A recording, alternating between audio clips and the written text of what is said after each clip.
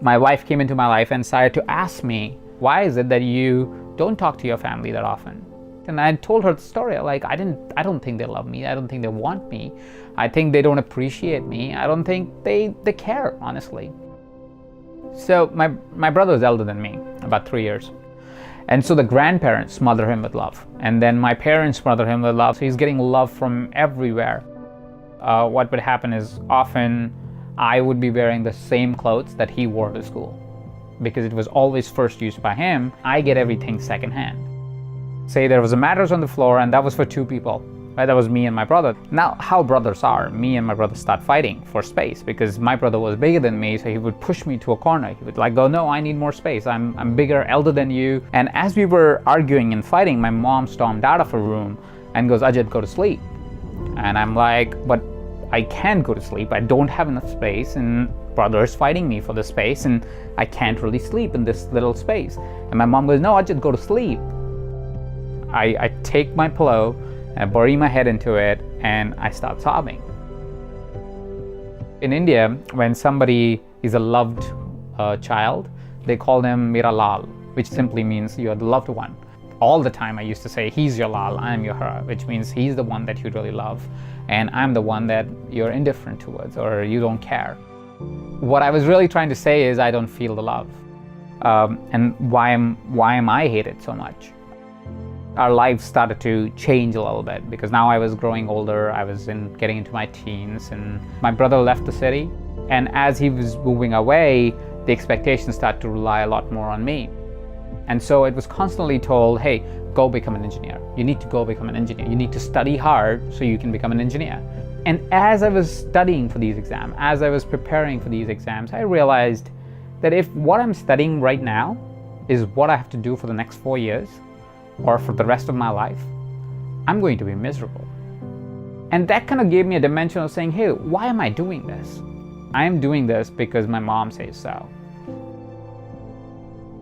Now, I've taken many chances in life after that, and every time I would take a chance, it would seem like the stupid thing to do, but I will constantly take them because I just knew that what I really wanted was, I need to be successful, I need to get out of this house. And I was able to do that by the time I was 28, 29.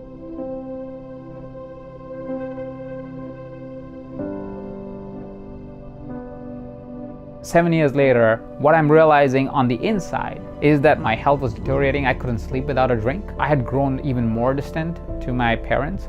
It was almost like it's like a task that you check off. I'm like, I should call mom at least once a week. So it would be one of those things where I'm actually doing something else while she's on speaker, right? So there was no connection. My wife came into my life and started to ask me, why is it that you don't talk to your family that often? And I told her the story. Like, I don't think they love me. I don't think they want me. I think they don't appreciate me. I don't think they care, honestly. She kind of said, why don't we do this? We were going to India just to travel. And she was like, why don't we go together? And why don't you bring your parents on and bring your brother and your sister-in-law and their kids to come together, and we'll go to like a retreat center and just hang out for a couple of days, like just 4 or 5 days, just hang out. And I was like, well, I have never done that. We haven't hung out since ever, probably. And so we bring the family together. We find this retreat center close to the city that I'm from, Jaipur, and we all go there. And one of the evenings, and this is I think the second to the last evening, where my now wife and then girlfriend suggested, hey Ajit, we are here. Like, this is the time you can actually have a conversation about this that you've been talking about. And we're sitting all across the table, the same table, and I start sharing.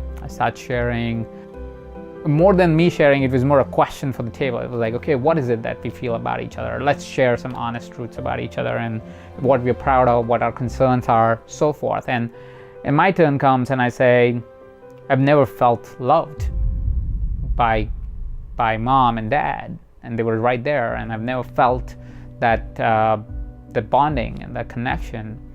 And they listen very quietly, and they listen very quietly. They listen and hear me all out. And then my dad asked me a question, and the question was, Ajit, you have 2 hands, right? I'm like, yes. Like, your right hand and the left hand, which one do you love more? And I was like, both of them. I mean, there's not one hand that I love more. And so he said, that's like having kids.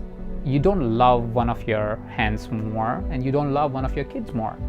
But when one of your hand is in some pain, you just pay attention to it. You have to, because it's in pain right now, right? But as soon as it's healed, you don't pay attention to it anymore. You treat them equally. You love them equally. In the moment, it was just a metaphor, but it became my truth eventually. That it's not that somebody loves you or somebody doesn't love you, and especially parents. It's not that you love somebody or don't love somebody. In context, for example, it's me getting an oversized shirt wasn't about they loved my brother.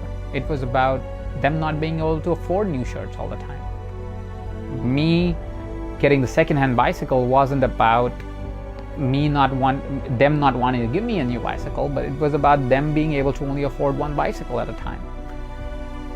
That was a big release for me, because I had held on to that for all of my life, and I was driven from a place of I'll show you.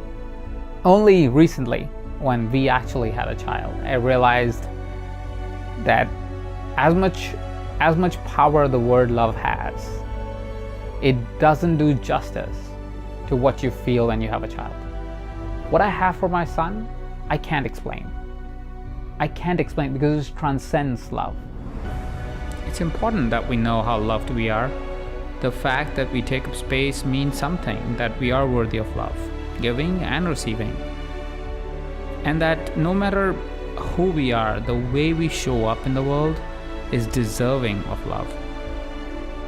And if ever you feel unloved, remember that all you need to do is change your perspective, for love is always there.